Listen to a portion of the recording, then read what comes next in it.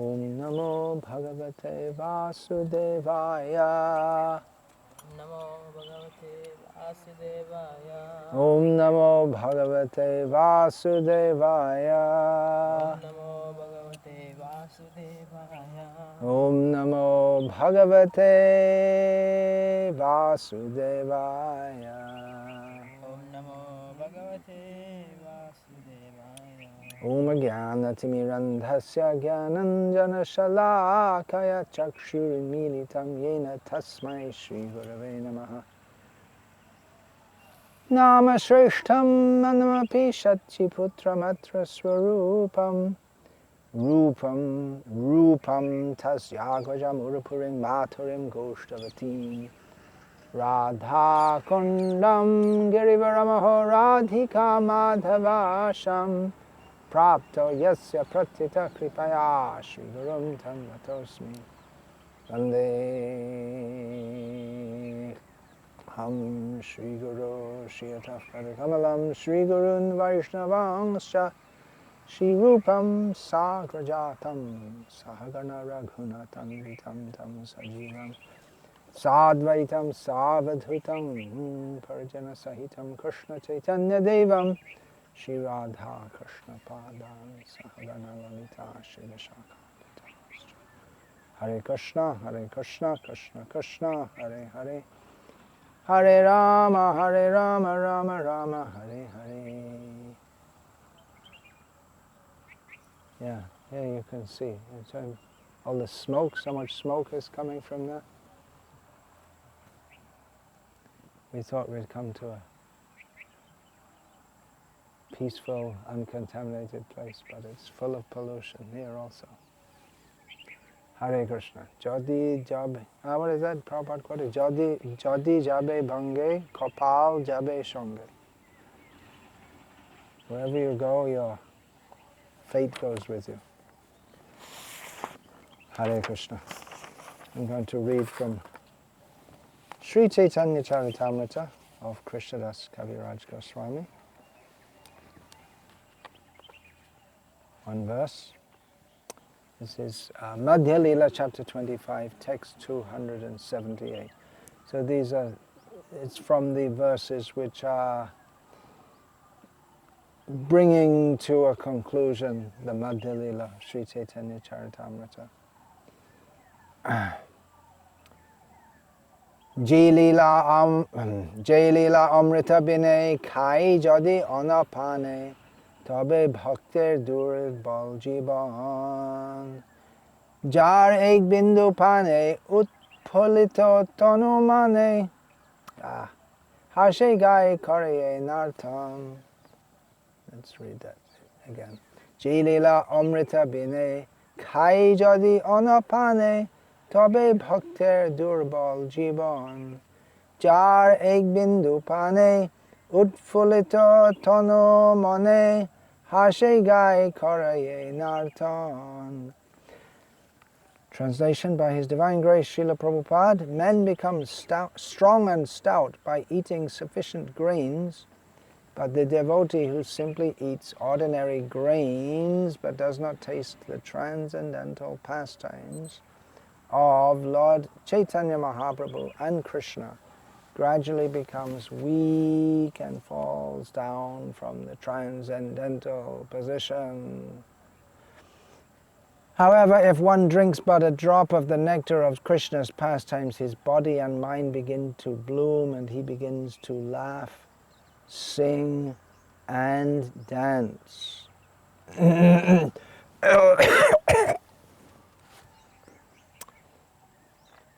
Purport.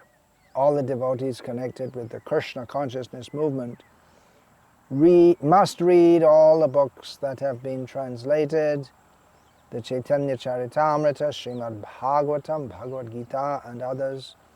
Otherwise, after some time, they will simply eat, sleep, and fall down from their position. Thus, they will miss the opportunity to attain an eternal, blissful life of transcendental pleasure. So in this verse, we find a warning some very encouragement and warning, both things are there. Encouragement that if we drink even a drop of the nectar of Caitanya-caritamrta, then we'll become blissful in Krishna consciousness. And a warning that if we don't, then it's just like if we don't eat food, then the body becomes weak. So in the same way, if we don't drink the nectar of Krishna consciousness, then we become spiritually weak. And Srila Prabhupada, in this short but classic and unique purport, stresses that the members of the Krishna consciousness movement must read all the books. Now, of course, Srila Prabhupada sometimes said that those who can't read, they can simply sing and dance and chant the holy names. But especially this is supposed to be a movement of brahmanas. Srila Prabhupada wanted that there should be some leaders of human society, spiritual and intellectual leaders, who by their purity of character, their clarity of spiritual knowledge, they will be able to guide the whole human society. So those devotees are especially meant to read all the books. Now, I came across on the internet some time ago, some survey had been done of why devotees were not reading the books, different reasons that were being given, why they were not reading Srila Prabhupada's books. There are millions of books. So many books are being published every day on all kinds of subjects. Srila Prabhupada's books are in a different category. They clearly present the knowledge that everyone really needs, which is knowledge of Krishna, clearly presented in a manner suitable for the people of the present time on this planet Earth. So why don't devotees read Srila Prabhupada's books? Some reasons given. Some devotees think, well, I just don't have a habit of reading. Anyway, I'm chanting and I'm dancing and I'm taking prasadam and what the hell? I doubt if they said exactly that, but some devotees, they don't seem to give it much importance. Some say, well, I read the Bhagavad Gita when I first joined. A few months ago, one of my godbrothers sent me or he wrote about some disciples of his. He was questioning them why they didn't regularly read the Bhagavad Gita, and they said, well, we read it when we joined and we understand it, and what do we need to read it again for? Amazing, as if I read it, I read Bhagavad Gita, as if you could understand it all at one go. Whereas the Bhagavad Gita, you may think, well, it's just basic, introductory, but it's oceanic. All the Vedas, all the knowledge of the Vedas are there. It's so deep. Every time we read this, we find there's so much more, and even so much more to be understood. So some think that, well, I already know Prabhupada, what he told us. He told us we're not the body, we have to surrender to Krishna, we have to chant Hare Krishna, so why do I bother? Some say that, well, it's hard work mentally and I can listen to lectures. That's good, listening to lectures. Listen to Srila Prabhupada's lectures especially. But Srila Prabhupada did stress on reading his books also. Then there are also those who say, I just don't have time. I really don't have time. I'm so busy. I go to work, and then I have so many other services I have to do, and I really just don't have time. And then here's a commonly said thing that, well, when I have to read, there are so many books by ISKCON devotees, and they're easier to read. And Prabhupada's book is heavy, hard work. Just philosophy, page after page, and We can read nice stories. There's so many books with nice stories. Many devotees have written many books, and they seem to be easier to get into. Here's a common one. I just read one of the most humorous Vyasa Puja offerings I ever read by Chandrasekhar Swami, his offering to Srila Prabhupada this year. It was humorous yet tongue-in-cheek. He had a serious message, but it was presented in a humorous way. Humorous in which he was recalling his life and how he was in Krishna consciousness and how he stayed in Krishna consciousness even though so many others left. And though he feels himself to be very neophyte, he also feels that, well, I definitely got something from all these years in being in the Krishna consciousness movement, and I'm very grateful to Srila Prabhupada for that. So in one of his statements, he said that, well, I used to read the books every day, and my reading time was from such to such, and when the time was over, I'd wake up. I'd just wake up. And then I started to walk around and read, and he said that if there was an EEG scan put on my head, it would be completely flat while I was reading, because nothing stayed in my head whatsoever. And then he went on to, there's another thing, that's very commonly said, I just don't remember anything.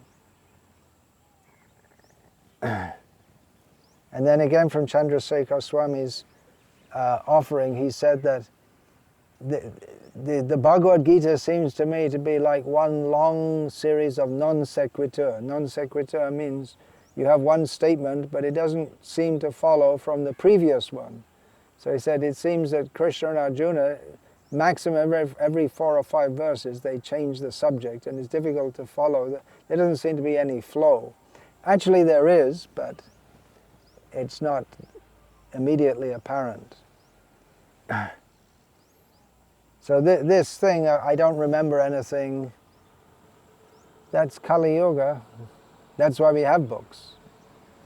Otherwise, Brahmanas in the previous ages, or even others, Brahmanas, Kshatriyas, Vaishyas, they'd all hear the Vedas and learn the Vedas to some extent. And they'd learn something. But they just learn by hearing. So everyone in Kali Yuga has a poor memory. And I must say myself, even though I've read Srila Prabhupada's books several times, and my memory, smriti shakti, power of memory, is probably somewhat above the human average. How much do I remember? It's just a fraction. So if we go on reading again and again and again, then we'll remember more and more. But the act of reading is itself purifying. It's not that we're cramming for an exam. We're not reading like that so that we can pass we have to remember so that we can pass an exam. It's purifying. Reading in itself is purifying.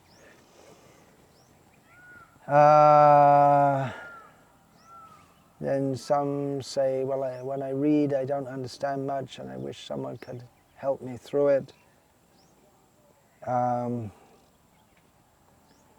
Well, what happens if we don't read?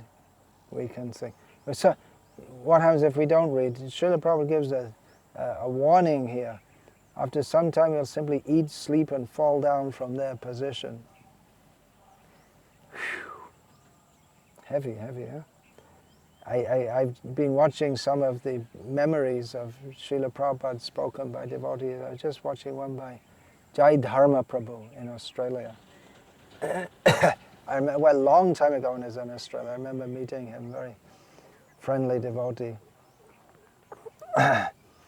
So he recounted that in Srila Prabhupada's visit to Perth in Western Australia, at that time there was no center of ISKCON, so he and a few others had been very busy for several days, finding a place, setting it up, buying utensils for cooking and doing everything required to get a place for Srila Prabhupada. And even though Srila Prabhupada was just staying for a few days, they rented a house for 6 months. That was the minimum time they could take it. So they'd been very busy getting everything ready, and they hadn't eaten even properly for several days. And then on the day that Srila Prabhupada arrived, they all had a big feast at midday, and then they took rest. And then he was resting very deeply because he'd eaten a big feast the first time in several days. He hadn't slept for several days. And then he became aware that someone was calling, and he woke up and he looked up, and there was Srila Prabhupada standing. And Srila Prabhupada was so heavy with him. He said, "We don't need people like you in this movement, simply eating and sleeping and taking advantage of others, exploiting others. We don't need you in the movement." Very heavy. But anyway, he got the point that Srila Prabhupada didn't want him to oversleep. Prabhupada said that you can utilize your time. If you have nothing else to do, you can read the books. So, what's to be done? Devotees are not reading. Well, especially the leaders in the Krishna conscious movement can encourage others to do so. I myself, I make a rule for those who are to be initiated by myself. They should have read at least once the Bhagavad Gita as it is, and the Nectar of Devotion, and the first 2 cantos of Bhagavatam. First 2 cantos of Bhagavatam means if they read the first 2 cantos, they should get a taste and go on and read more. And in several cases, devotees said, "No, I can't do it, I don't have time, I don't know how to reading." Okay, don't get initiated. And they wait for several years to see who's going to budge. Will I initiate them without their reading, or will they read? And then they read and they say, "Oh, thank you so much. It so much enriched my life. I didn't realize. I should have read before.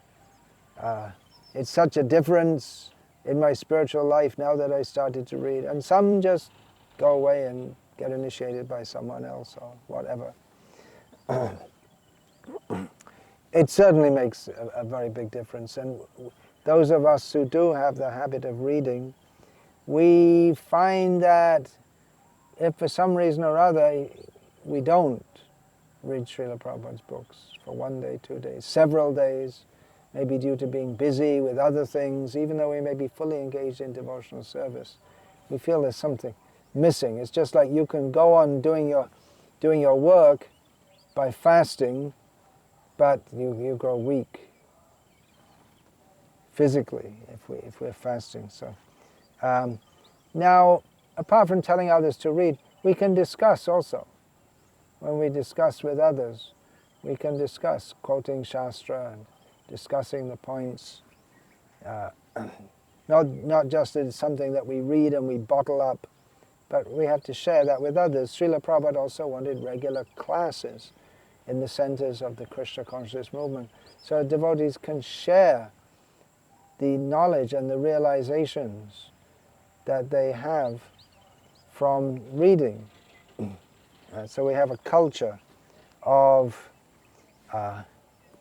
speaking about Krishna, at least formally, and then if that spills over into informal discussion, that's very good. That's showing there's some taste is developing. Now, devotees are very busy, that's a fact. One feature of modern life, or maybe one of the central features, is that people are very, very busy just to maintain their family situation.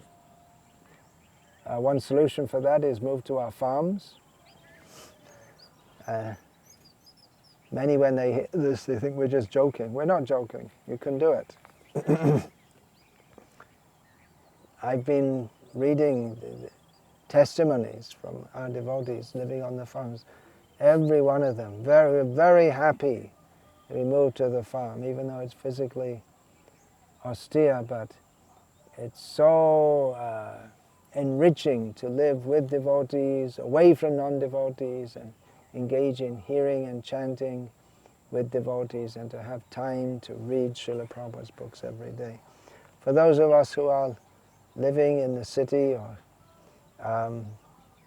busy life, the best thing is to set some time aside for reading, even by reducing eating and sleeping.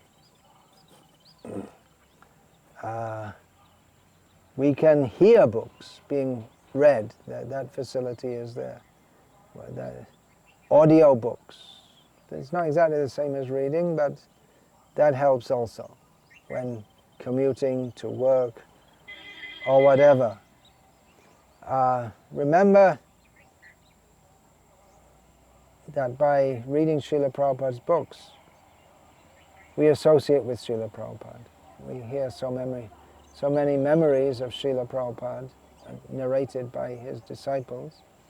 But Srila Prabhupada is personally present in his most communicating form, you can say, the form that he wanted to communicate what he had received from his acharyas. What he wanted to communicate, he put into his books. That's the Shastra, the knowledge of Shastra, plus the commentaries of the acharyas, plus his own realizations. He put, as he said, the best of himself into his books. So we can all associate with Srila Prabhupada by reading his books, and of course by living according to his books. But if we read what's in those books, we'll naturally become inspired to live in that way. Maybe that's one reason devotees don't like to read the books, because they are challenging. They push us to surrender to Krishna. So if we don't want to give up sense gratification, then we won't want to read Srila Prabhupada's books. Sometimes people say, oh, they're very heavy. They are heavy. They're very heavy. They're pushing us to give up sense gratification, to give up all kinds of nonsense ideas and just surrender to Krishna. It's heavy. It's meant to be heavy. Material life is heavy. Heavy in the sense that it's intense suffering. And if we are to get free from this material life and go to Krishna, we have to make a tivrena bhakti yogena. We have to make a resolve to very intensely practice Krishna consciousness. So that reading Srila Prabhupada's books, that pushes us to do so. But if we're engaged in some kind of self-cheating, whereby we want to have all the benefits of Krishna consciousness without the surrender, then we'll find excuses not to read Srila Prabhupada's books. It's a kind of service, Srila Prabhupada often said. It's devotional service. There are 9 principal categories: Shravanam, Kirtanam, Vishnu Smaranam, Pada Sevanam. So Shravanam, the first, reading is an extension of the hearing principle. What is spoken is recorded. So that's a kind of service. Once Srila Prabhupada was lecturing in Vrindavan, and he even said that reading the books is a kind of austerity. We should commit ourselves to read the books as a kind of devotional austerity.